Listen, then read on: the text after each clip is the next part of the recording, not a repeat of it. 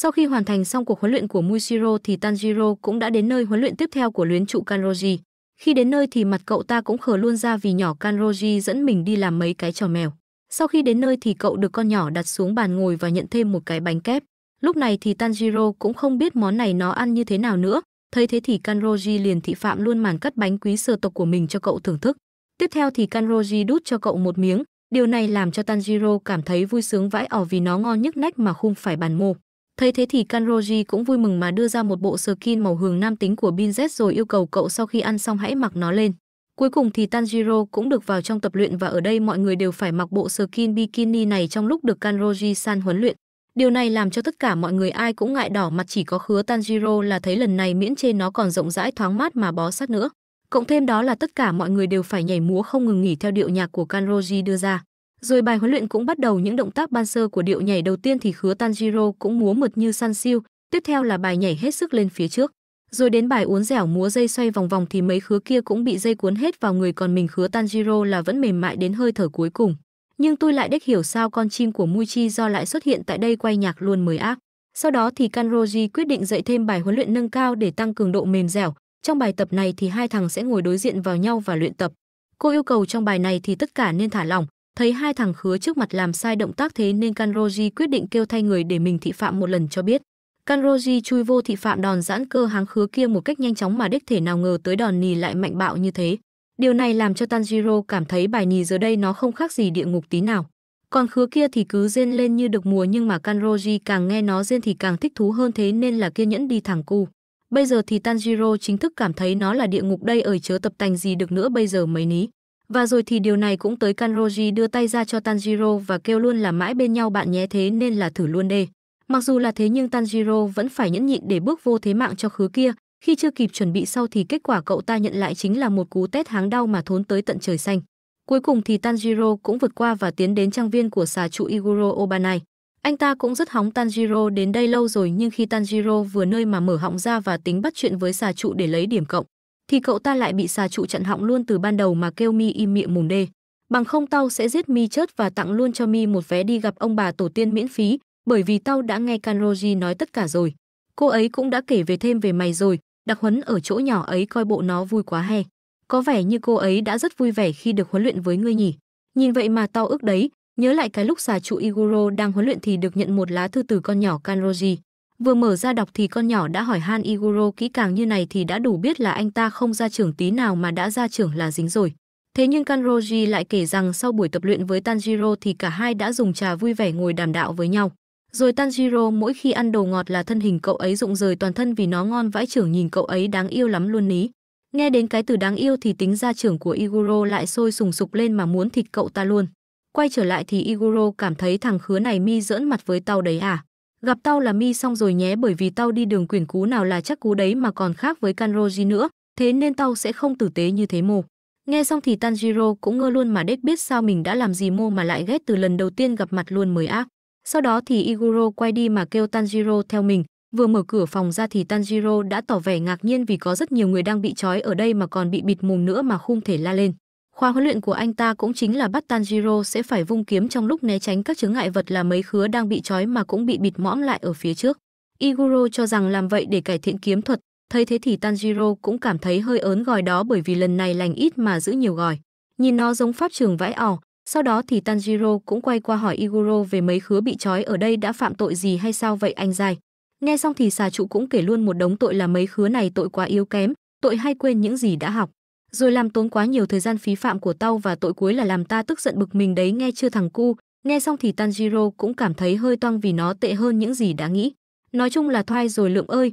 Sau đó thì Iguro cũng ném cây kiếm gỗ cho Tanjiro cầm, rồi anh ta kêu nhìn theo mình để thị phạm một lần luôn cho biết. Ngay lập tức thì xà trụ Iguro nhanh chóng lao tới vung kiếm chém vào những khe hở. Điều này làm cho Tanjiro cũng ngạc nhiên vì anh ta có thể vung kiếm một cách chính xác qua những kẽ hở như vậy. Sau đó thì anh ta kêu Tanjiro làm thử, và lúc này cuộc luyện tập đáng sợ nhất trên trái đất đối với cậu cũng bắt đầu. Dù chỉ sử dụng một cây kiếm gỗ nhưng nếu đánh trúng phải ai đó thì họ cũng sẽ bị thương rất nặng. Lúc này thì mọi người xung quanh cậu cũng bắt đầu run sợ thảm thiết mà mong rằng cậu ta đừng đánh trúng mình. Điều này làm cho Tanjiro cảm thấy run sợ, còn Iguro cứ hối cậu ta là nhanh nên đi mày. Nghe xong thì Tanjiro cũng buộc làm theo mà đánh qua khe hở một cách chậm rãi. Thấy thế thì Iguro cũng cảm thấy đó đích phải là tập luyện, thế nên anh ta quyết định đứng ra solo 1-1 như Du Thiên với cậu. Sau đó thì Tanjiro vung kiếm mà thấy mặt khứa kia tái mét nên không thể ra tay, thế nên cậu bị ngay một đòn của xà trụ vì tội do dự. Bởi vì Tanjiro cũng hết cách rồi, thế nên cậu quyết chạy đi tìm chỗ hẹp để tấn công nhưng lại bị Iguro vụt cho một đòn nữa vì cái tội quá chậm. Lúc này Tanjiro cảm thấy hơi toang vì bây giờ không thể lo được cho các kiếm sĩ khác. Thế nên Iguro kêu cậu ta đứng dậy làm lại thêm vài đòn. Hiện tại thì Tanjiro đang cảm thấy những đòn này thật khó khăn nhưng mà cũng sẽ làm tổn thương kiếm sĩ khác. Còn những đòn tấn công của xà trụ thì cứ luồn lách từ sau những kiếm sĩ bị trói này làm họ cảm thấy vô cùng đáng sợ. Bởi vì kiếm thuật của xà trụ luôn tập trung vào việc bẻ cong đường kiếm theo những cách vô cùng kỳ lạ. Thế nên Tanjiro lại nhận thêm một đòn nữa ngay bụng mình. Dù là cả hai đều sử dụng kiếm gỗ nhưng mà xà trụ lại biết cách làm thế nào mà tạo ra các đường kiếm có thể bẻ cong được. Những đòn tấn công của xà trụ cứ như một con rắn đang trườn bò qua từng kẽ hở nhỏ nhất và chạm vào cậu ấy. Thêm vào đó là còn một vấn đề nữa là những lúc Tanjiro cố gắng phản đòn qua những kẽ hở thì cậu ấy có thể nghe được giọng của mọi người. Họ cứ kêu cứu ở xung quanh cũng như tiếng lòng của đồng đội mình mỗi khi nhắm vào những khe hở. Đó chính là những lời cầu xin đừng đánh mình, và việc cậu ta có thể nghe thấy chúng khiến cho lòng cậu đau như cắt khóc thét lên mà rén ngang vì mình cũng sắp toang rồi. Nghe xong mà lòng mình cũng đau luôn mới ác. Sau đó thì xà trụ cũng tấn công ngay mặt cậu luôn mà nói rằng đừng có do dự chứ đồ rẻ rách. Hiện tại thì hai tay của Tanjiro run lên vì nỗi sợ, cậu chưa từng cảm nhận nỗi đau này bao giờ. Từng đường kiếm của Tanjiro bây giờ phải vô cùng chuẩn xác, bằng không thì sẽ có bi kịch xảy ra. Tay cậu ta cũng run lên như cẩy sấy mà khi vừa vung kiếm ra thì thằng khứa đằng sau đã bị dính luôn cái đòn của Tan đột lò. Đến chiều thì ai đó cũng mệt rã rời, còn khứa kia cũng đếch hiểu sao Tanjiro vẫn còn sức để tập luyện được nữa. Bởi vì cậu không muốn ai tổn thương vì mình thế nên mới quyết tâm tập luyện. Điều này cũng làm mọi người đứng dậy rồi tập luyện theo. Sau đó mấy khứa này đi tắm thì ai nấy người cũng dính đầy thương tích. Khứa Tanjiro thấy nó rát rồi đó nhưng mà mấy khứa kia cũng hùa theo, thế nên tất cả nhảy chung cùng lúc mà gào thét thảm thiết. Qua ngày thứ hai thì cậu ta lại tập luyện với tốc độ chậm như rùa của Tanjiro thì cậu liên tục bị đánh sấp mặt. Đến lúc tắm thì nó lại như sát vào muối. Qua ngày thứ ba thì Tanjiro vẫn chậm chạp mà bị xà chu đánh cho sưng tím mặt mày còn thêm cái u đầu. Đến tối thì lại bị sát muối khi đi tắm thấy rát là có nha. Nhưng sau 4 ngày trải qua đắng cay ngọt bùi thì Tan đột lỏ đã rút ra được chân lý. Đó chính là cậu ta gõ vào cục gỗ rồi nghĩ cách tập trung vào chiến đấu với Iguro. Thế nên cậu quyết định tưởng tượng vung kiếm vượt chướng ngại vật trong khu rừng, và cậu cũng đã có thể sử dụng kiếm của mình với độ chính xác cao chưa từng có rồi đỡ được các đòn tung ra của xà trụ. Sau đó cậu liên tục phản công lại và rồi cậu ấy đã có thể tránh đòn của xà trụ một cách dễ dàng rồi phản công lại một cách chính xác. Lúc mà cậu chém đứt được áo Harry mà xà trụ đang mặc thì cũng là lúc Tanjiro hoàn thành buổi huấn luyện. Sau đó thì Tanjiro cũng cúi chào anh ta trước khi đi, nhưng điều này lại làm cho xà trụ trở nên cay cú vì khum hành được nó thêm nữa. Sau đó anh ta nói rằng đồ khốn nạn, chim cút đi mà chết mục. Đừng bao giờ nói chuyện xuồng xã với Kanroji nữa thằng cu. Mặc dù là thế nhưng cuối cùng của buổi tập thì Tanjiro cũng đếch biết tại sao mình bị ghét nữa anh dai. Tiếp theo thì Tanjiro lại di chuyển đến cuộc huấn luyện tiếp theo, rồi cậu ta cũng mò hướng xem võ đường Shinazugawa nằm ở mô. Bởi vì não chim cũng khum nhớ đường mô thì đột nhiên khứa Zenitsu xuất hiện với khuôn mặt thất thần làm cho Tanjiro cũng hú hồn mà giật bắn mình luôn vì đếch thể tin được. Zenitsu muốn Tanjiro cứu cậu ta ra khỏi chỗ này bởi vì bản thân không thể chịu đựng được nữa rồi và khó khăn lắm mình mới chạy được đến đây. Rồi tớ đã phải bò qua hàng rào và trốn chui trốn nhủi như con thần lằn ấy. Tớ sắp bị xé xác ra rồi.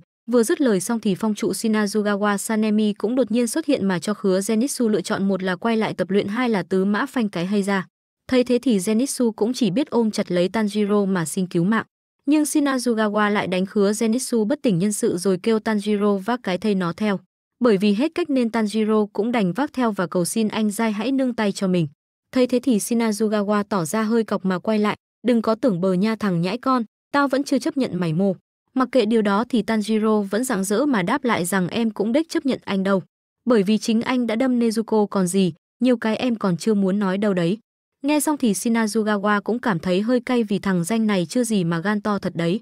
Sau đó cuộc huấn luyện cũng bắt đầu, và chỉ cần nhìn vào khứa Zenitsu là đủ hiểu bài huấn luyện của Shinazugawa khó đến mức nào thì bây giờ Tanjiro cũng được trải nghiệm. Bởi vì nó đơn giản là bị Shinazugawa đánh cho một trận tơi bời không ngừng nghỉ mà đếch có thể phản kháng. Cứ như chịu đấm ăn xôi, cũng như sẽ không có nghỉ giải lao trừ khi bị bất tỉnh hay nôn mửa ra sờ tinh. Nhớ lại đến bài huấn luyện của xà trụ thì ít ra còn có thời gian nghỉ giải lao để thở. Sau đó thì lúc Zenitsu tỉnh lại, cậu ấy đã tức giận đến mức đã chửi mắng đánh đập khứa Tanjiro với sự căm phẫn tột cùng, và Shinazugawa cũng đặc biệt chuẩn bị mấy bài mạnh tay hơn với Tanjiro. Chỉ cần mất cảnh giác một chút thôi là Tanjiro sẽ bị đánh đau đến mức những vết thương cũ phải lặn đi để nhường chỗ cho vết thương mới. Hiện tại thì khuôn mặt Tanjiro đã bị đánh đến mức ba má nhận không ra, Đây cũng chỉ mới là ngày đầu tiên và người Tanjiro cũng đã bầm dập khắp nơi và dính đầy bãi nôn mửa. Cậu ta cũng xuống tinh thần trầm trọng mà không còn hào hứng tập luyện gì nữa. Đột nhiên Tanjiro nghe thấy giọng Genza, cậu ta cũng bất ngờ Genza là em trai của phong trụ. Nhưng khi Shinazugawa nghe thấy Genza gọi mình là anh trai thì anh ta lại cảm thấy tức giận vì mình không có thằng em trai nào hết. Thế nên mày câm mồm lại đi, không là tao cho mày ra từng mảnh bây giờ. Nghe xong thì Genza cũng nín luôn mà vã mồ hôi hột. Sau đó thì Shinazugawa cũng rời đi mà đếch quan tâm. Điều này làm cho Genza đứng hình mà nói rằng bản thân mình đã ăn cả quỷ để trở nên mạnh hơn. Nghe xong thì Shinazugawa cảm thấy tức giận mà quay lại hỏi mày đã sơi quỷ sao, rồi sau đó anh ta lao tới tấn công Genza. Cảm thấy hơi toang nên Tanjiro cũng chạy ra đẩy Genza sang một bên né tránh đòn của anh ta. Ở phía bên ngoài Zenitsu thấy được điều này thì há miệng lên hét to, lão ta đang điên trở lại rồi kìa đậu xanh rau má, thế nên tụi bay giả bộ ngã xuống bất tỉnh đê mấy thằng cu. Lúc này thì Zenitsu cảm thấy hơi toang khi nhìn thấy thằng khứa Tanjiro lại phá phách ở đây thì lại ngang với việc chơi đùa với tử thần rồi cu. Rồi Zenitsu cũng ngửi ra cái mùi âm khí thoang thoảng ở nơi này. Từ bên trong Shinazugawa bước ra với vẻ mặt hơi căng, làm cho Zenitsu hét toáng lên trong vô vọng. Nhìn mặt lão kìa, lão ta bật chế độ đồ sát miệng nó rồi đờ cờ. Gã sẽ móm hành cho từng đứa tụi bay rồi chôn xác cả lũ, còn Tanjiro chẳng biết ông ta làm gì nữa, tính cho Genza đăng xuất à. Nhưng mà với khuôn mặt nham hiểm thì Shinazugawa chỉ muốn thử xem tốc độ hồi phục nó có nhanh bằng tao không, cho đến khi nó không hồi phục được nữa thì thôi. Đến đấy nó sẽ cút khỏi đoàn săn quỷ và ta sẽ tha thứ cho nó. Nghe xong thì Tanjiro chỉ thấy ông này mồm điêu thôi. Bởi vì ông làm đếch gì có quyền ra lệnh cho cậu ta. Ông anh nói là không có đứa em nào cơ mà.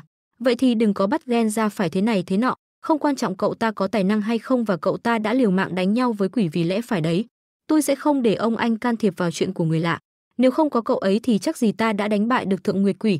Vì thế tôi sẽ không để ông thích làm gì thì làm mô. Nghe xong thì Shinazugawa cảm thấy ông cháu này cũng được đấy chứ. Vậy nên tao sẽ tiễn mi lên bàn thờ trước nhá. Rồi anh ta lao tới đấm một cú móc Tanjiro bay lên.